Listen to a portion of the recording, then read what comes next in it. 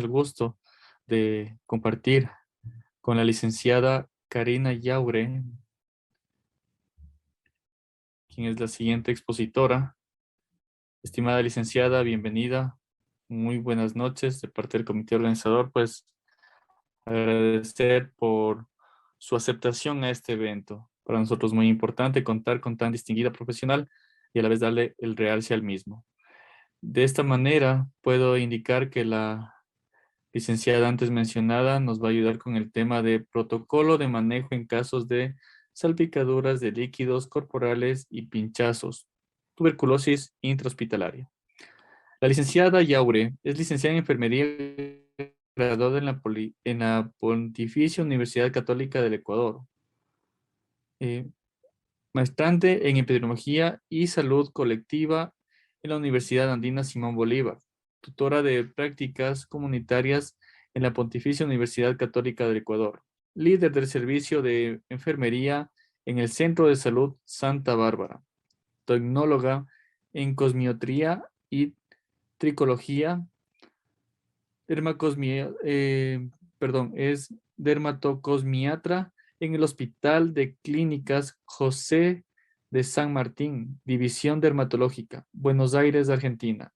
Una vez más, estimada licenciada, de parte del comité organizador, queremos darle la cordial bienvenida a este evento. ¿Puede usted, por favor, compartir su pantalla? Si es tan amable. Muchísimas gracias. Buenas noches con todos los presentes. Qué placer para mí estar este día con ustedes y compartir un poquito más de estos conocimientos, ¿ya? Voy a compartir mi pantalla. Perfecto, ya estamos visualizando su conferencia. Ya, muchísimas gracias. Perfecto. Ya, bueno, el tema que vamos a hablar el día de hoy es el protocolo de manejo en caso de salpicaduras de líquidos corporales y pinchazos y adicional sobre la tuberculosis intrahospitalaria. Entonces empezamos. El protocolo de manejo en caso de salpicaduras de líquidos corporales y pinchazos, es importante que primero entendamos el riesgo biológico. ¿Qué significa? Bueno, es aquel riesgo derivado de la manipulación o exposición a agentes patógenos que existe en todos los ambientes, pero es mayor a nivel de hospitales y centros de investigación biomédica. En algunas ocasiones, la infección se transmite directa o indirectamente de un paciente a otro. Entonces, además de los trabajadores sanitarios, están en riesgo de adquirir infecciones a partir de los pacientes y a su vez contagiarlos a ellos, de forma que pueden actuar como fuentes de vectores y hospedadores.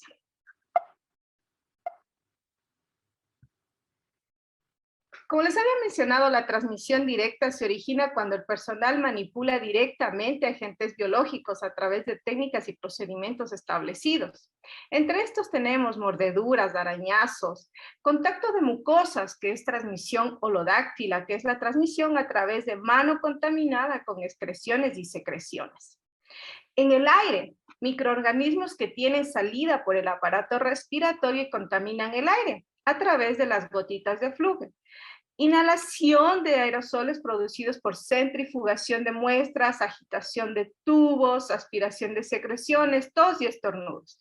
Todo lo que conlleve, como le mencioné, las gotitas de flujo.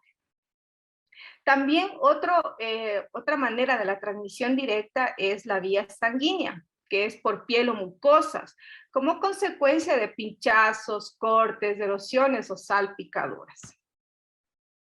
En la transmisión directa se presenta como resultado de esta interacción que se libera al medio ambiente cierta cantidad de agentes biológicos, ya sea por la ejecución de tales procedimientos, por la evacuación de desechos contaminados tratados inadecuadamente. Los agentes biológicos son microorganismos con inclusión de los genéticamente modificados, cultivos celulares y endoparasitosis humanas, susceptibles a originar cualquier tipo de infecciones, alergias o alguna toxicidad. ¿Cuáles son los medios de transmisión indirecta? Puede ser objetos inanimados, que son los fómites, contaminados generalmente por secreciones o excreciones de la fuente. También puede ser otro medio el agua cuando la bebemos, o alimentos contaminados con excreciones fecales. Por esta ingestión accidental al comer o al fumar dentro del lugar de trabajo. Aquí les he colocado un cuadro donde tenemos actividades profesionales y enfermedades más frecuentes asociadas. Tenemos infecciones virales, obviamente dentro del personal sanitario, ¿no? ¿Cuáles son las más comunes? Son las infecciones víricas, como la rubiola, sarampión, la hepatitis A, B, C, D, el VIH, varicela, herpes, en fin. Las infecciones bacterianas, tuberculosis, que posteriormente vamos a hablar, la meningitis meningocócica, la tosferina, difteria, salmonelosis, etc. Y los hongos, pues son las cándidas, aspergillus y entre otros. Bueno, ya una vez que hemos mencionado todo este asunto, es necesario ya tomar los niveles de acción preventiva, que la OMS nos dictamina 3, la primaria, secundaria y terciaria. En la prevención primaria, el objetivo es disminuir la incidencia al reducir el riesgo de la aparición de nuevos casos en el entorno laboral. Prevención de riesgos laborales. Medidas de promoción de la salud, prevención de la enfermedad, inmunizaciones y la quimioprofilaxis. En la prevención secundaria, el objetivo es ya la interrupción o el enlentecimiento de la progresión de la enfermedad, cuando ya se ha producido un contacto para eliminar o disminuir sus consecuencias. Epidemiológicamente pretende disminuir la prevalencia y se apoya especialmente en técnicas de diagnóstico precoz. En la prevención terciaria, bueno, ya se realiza cuando la enfermedad ya se ha establecido y pretende retardar el curso de la enfermedad y atenuar sus consecuencias. En nuestro caso, queremos realmente trabajar en la prevención primaria, que es donde les había mencionado el objetivo de disminuir la incidencia. Para esto vamos a formar un protocolo sanitario. El protocolo sanitario básicamente lo va a manejar la vigilancia epidemiológica, el Departamento de Vigilancia Epidemiológica, donde va a velar la salud de los trabajadores. Obviamente los que están expuestos a agentes biológicos y que debe ser tenido en cuenta los siguientes aspectos. Riesgos debido a la manipulación de microorganismos exo y endotoxinas, riesgos debido a exposiciones involuntarias de microorganismos, y obviamente realizar una historia clínica laboral donde se va a recoger una anamnesis y una exploración detallada de todo el riesgo sanitario que obtenga este servidor de salud. Entre estos vamos a tener obviamente medidas de protección personal que hoy en día pues para nosotros se han vuelto muy cotidianas en la parte laboral hospitalaria, que es el uso de guantes, el uso de mascarilla, el uso de una bata, el uso de gorro, de batas, de zapatones, de un visor, todo este material o este equipo personal que va a evitar que nosotros podamos tener contacto con fluidos. El uso de guantes es importante que lo usemos y que lo hagamos solo con un paciente, que no se use este guante para varios pacientes.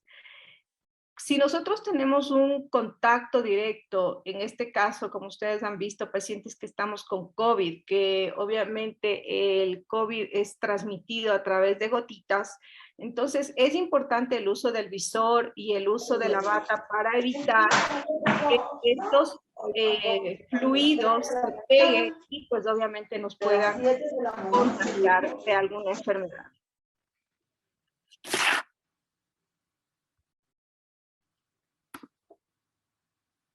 Una vez que ya hablamos sobre las barreras físicas, que son el uso del equipo de protección personal, también podemos hablar de barreras químicas, que es la desinfección con hipoclorito de sodio, el formaldehído, el glutaraldehído, el iodopovidona, el gluconato, y así como biocidas de limpieza y conductores de aire.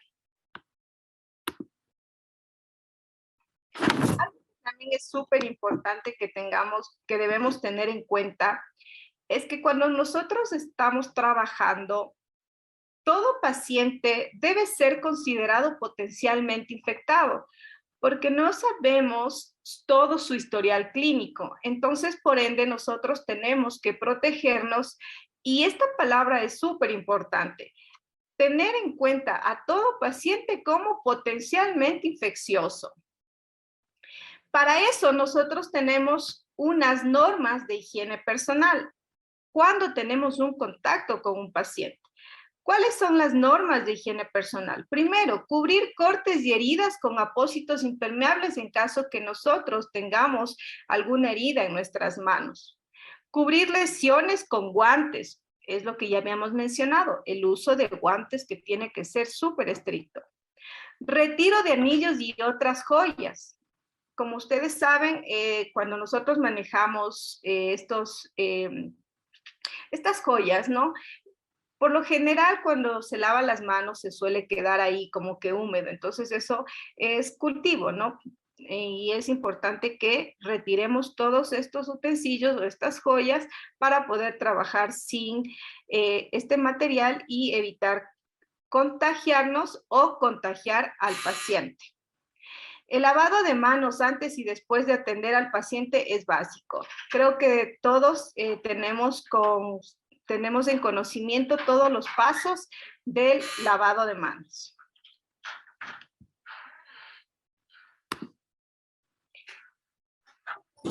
Cuando también tenemos que tener en cuenta el lavado de manos al momento de trabajar o de hacer algún procedimiento con el paciente, tenemos 5 pasos básicos, que es muy importante al momento de actuar en procedimientos.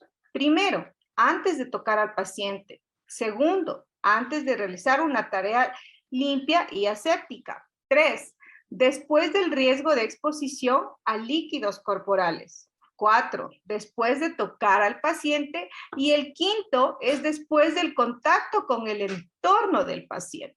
Entonces, estos son los 5 pasos o los 5 correctos al momento de tener contacto con el paciente. Unas recomendaciones que he colocado aquí que tenemos que tener igual muy en cuenta es usar preferiblemente material de un solo uso, o sea, material desechable. Si esto no es posible, los objetos se deben esterilizar entre paciente y paciente. La recolección y el transporte de muestras debe ser usado en sistemas cerrados, como tubos, dispositivos vacíos.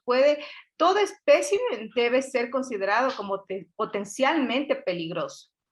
Cada uno de los residuos considerados en la clasificación adoptada por los centros sanitarios debe contar con un recipiente apropiado, tal como bolsas plásticas de color, así como recipientes especiales para los materiales cortopunzantes.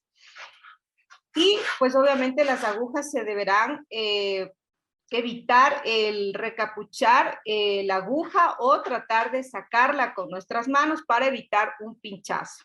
Es por eso la importancia de manejar el correcto manejo de desechos intrahospitalarios.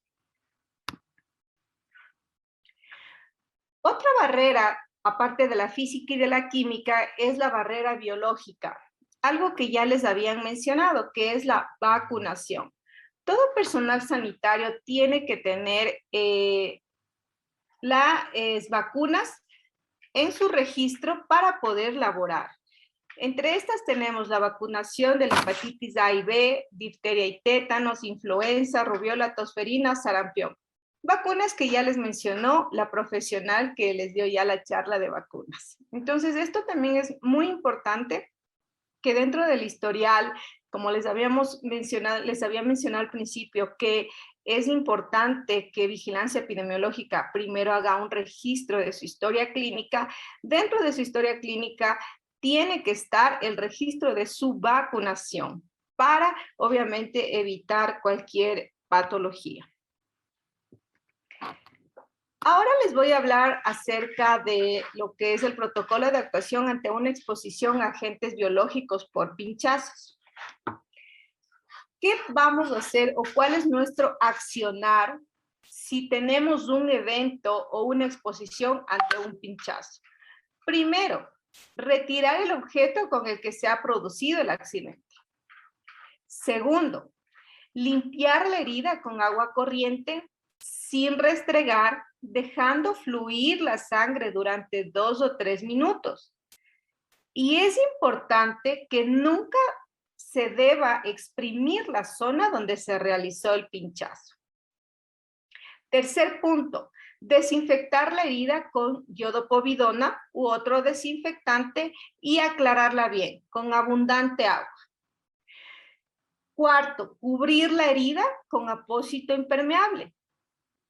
Y el quinto paso, y que es muy importante, todo accidente debe ser comunicado al médico de salud, de salud ocupacional, para registrar y realizar el respectivo seguimiento y a su vez realizar un informe del accidente. Hay muchos casos a nivel hospitalario que omiten este paso y se pinchan y a veces tienen miedo de que puede pasarles algo, de que les van a sancionar, de que les van a hacer un seguimiento por mal manejo de desechos y tienen un silencio al no comentar o no notificar cuando han tenido un evento por alguna exposición de pinchazos.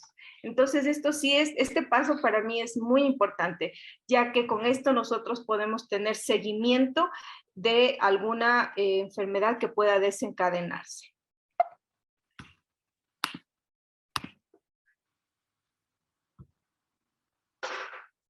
El sexto paso. Al personal expuesto accidentalmente por la hepatitis B se le debe ofrecer profilaxis post-exposición. La mayor efectividad se observa en la administración de la profilaxis en las primeras 12 a 24 horas. Pero para exposiciones percutáneas de la gamma globulina se puede aplicar hasta 7 días después de la exposición.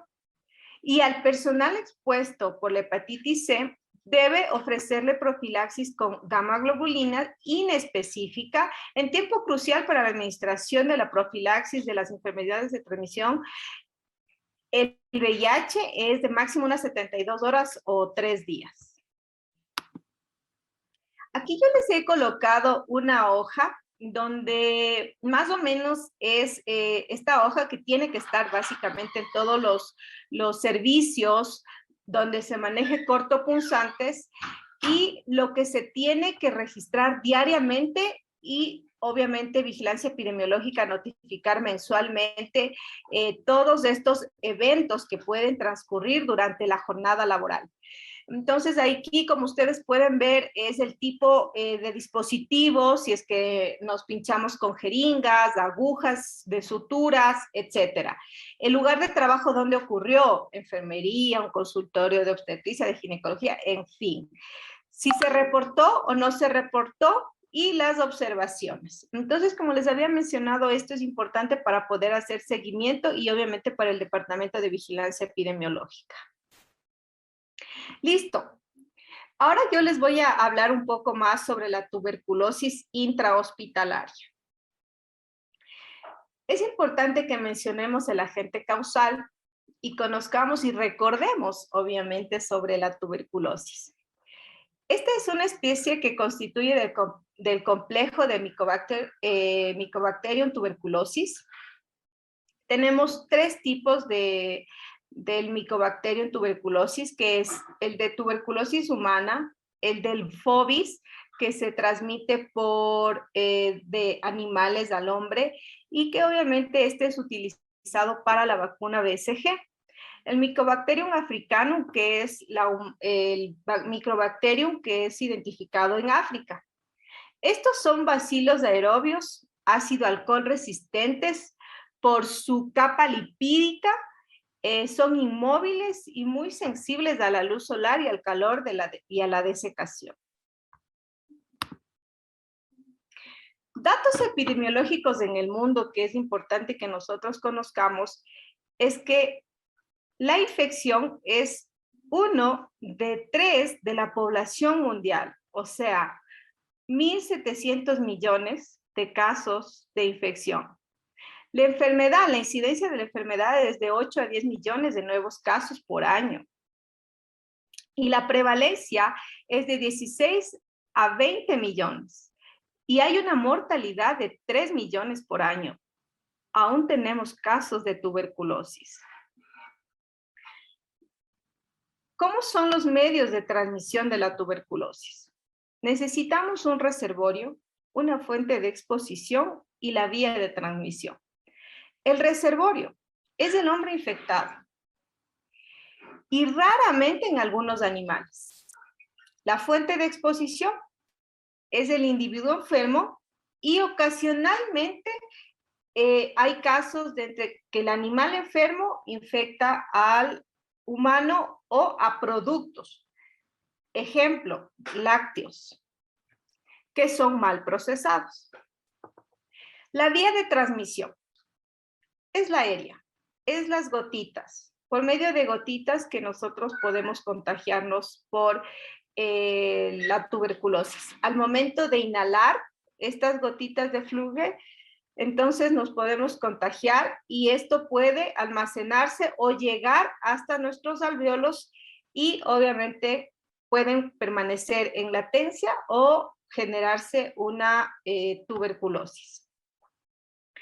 Otras vías descritas que son para la tuberculosis, aparte de las que ya mencionamos, es la vía aérea a través de circuitos de aire acondicionado.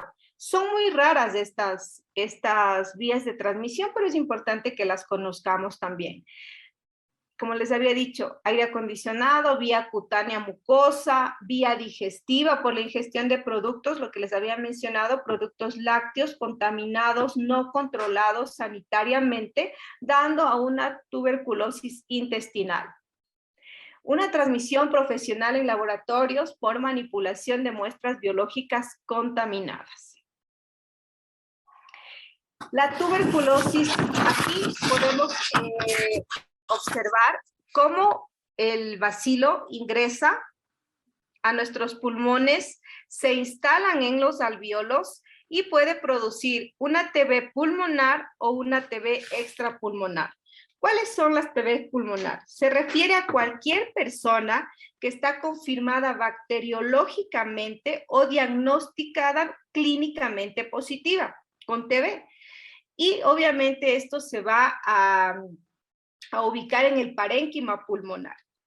En cambio, la TB extrapulmonar es toda persona que presenta TB bacteriológicamente confirmada, clínicamente diagnosticada, pero en otros órganos que no sea el pulmón.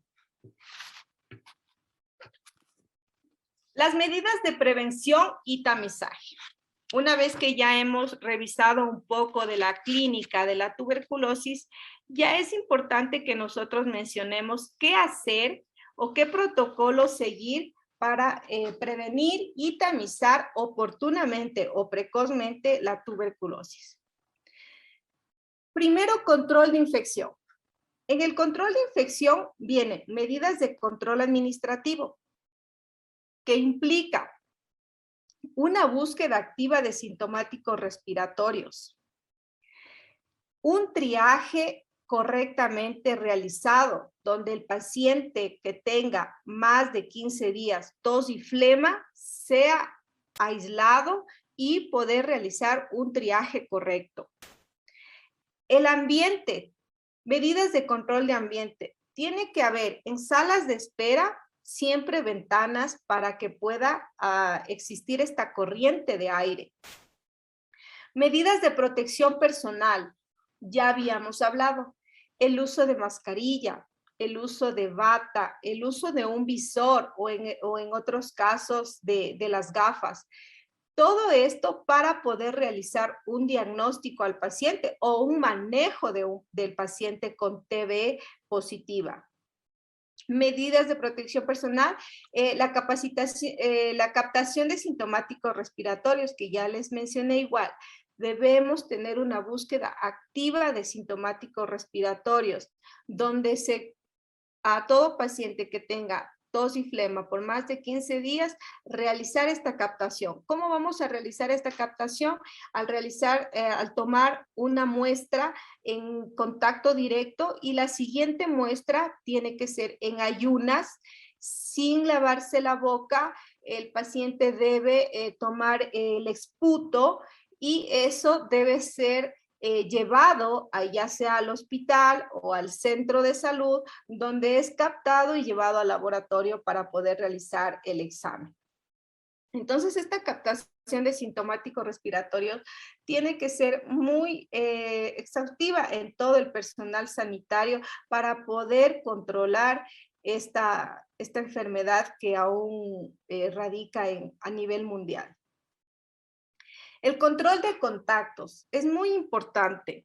El control de contactos, tenemos el contacto íntimo, que es una exposición diaria con más de 6 horas que tiene el paciente con algún familiar.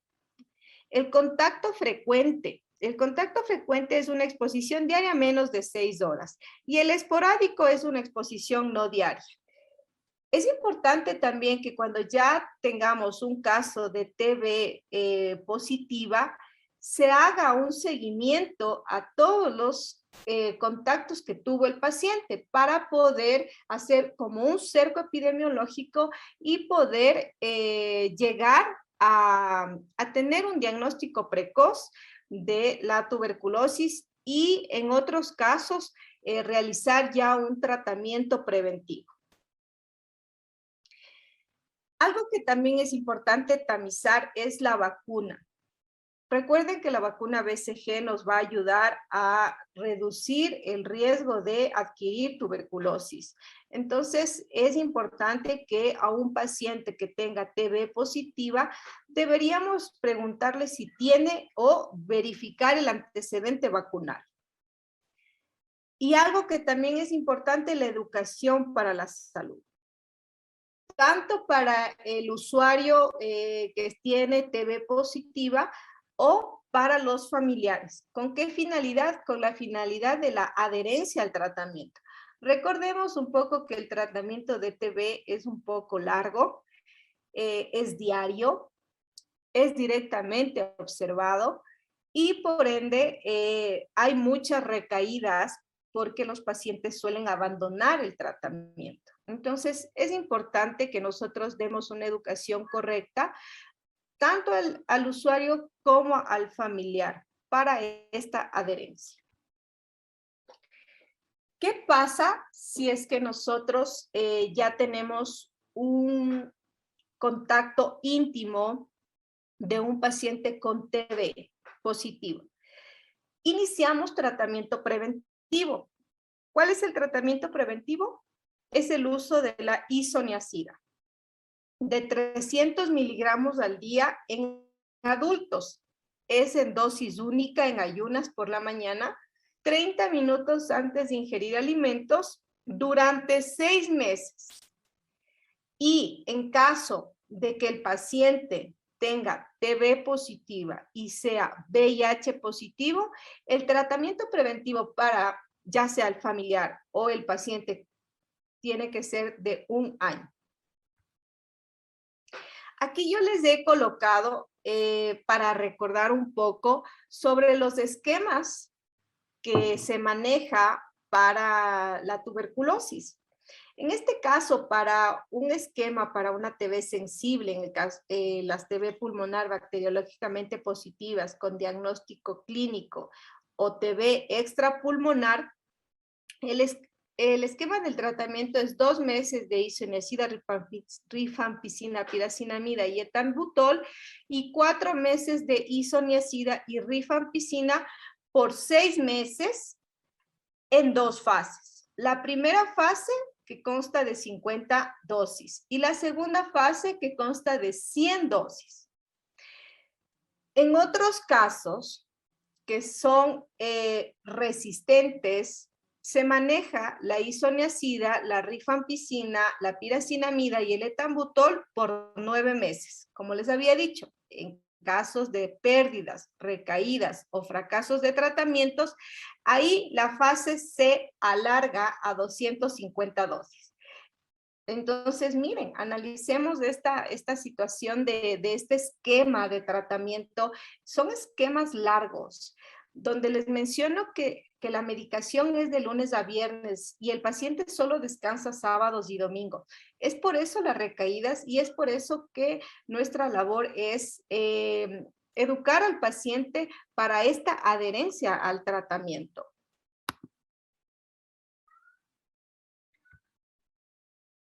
Tenemos otro esquema de tratamiento que es para una TB resistente. Los multidrogos resistentes o los resistentes a la rifampicina. En este tratamiento ya obviamente es muchos más medicamentos y que tienen largas tomas igual. En este caso, en una fase intensiva, podemos ver a la kanamicina, a la moxifloxacina, a la etionamida, a la isoniazida, durante 4 meses por 26 tomas. Aquí ya la toma no va a ser de lunes a viernes, sino ya van a ser 6 días, de lunes a sábado. Y en una fase de continuación de 5 meses más, donde ya vamos a encontrar a la medicación que es la clofazimina, la piracinamida y el etambutol. Entonces son todos estos esquemas que se manejan. ¿Y cuál es la recomendación para evitar, pues obviamente que nosotros tenemos contacto con estos pacientes? Es la educación, ¿sí? La educación tanto al paciente y de que use la mascarilla, de que no esté deambulando entre los corredores durante su estancia hospitalaria. Y en nuestro caso, obviamente, si vamos a manejar al paciente al momento de trasladarlo para realizar un examen o de trasladar alguna muestra del paciente o tal vez de tener algún procedimiento con el paciente, es usar el equipo de prendas de protección que ya lo habíamos mencionado.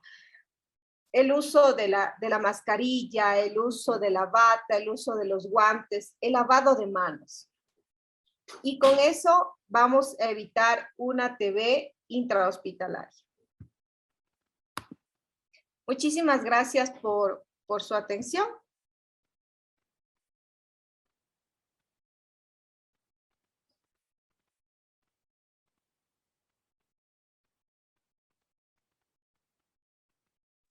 Muchísimas gracias, estimada profesora. Queremos agradecer de parte del comité organizador, pues, su gentil aporte a este evento. No sé si tienen alguna pregunta, alguna inquietud, los asistentes, por favor, si me pueden ayudar o levantarme la mano para poder habilitar el micrófono.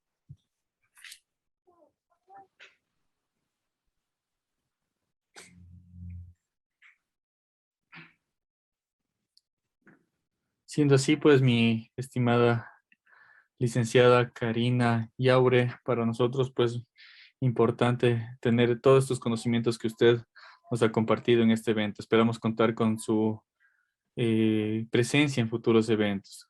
Muchísimas gracias. Que tenga una excelente noche. Muchísimas gracias igual a todos los participantes por su atención y por la apertura a este espacio. Gracias.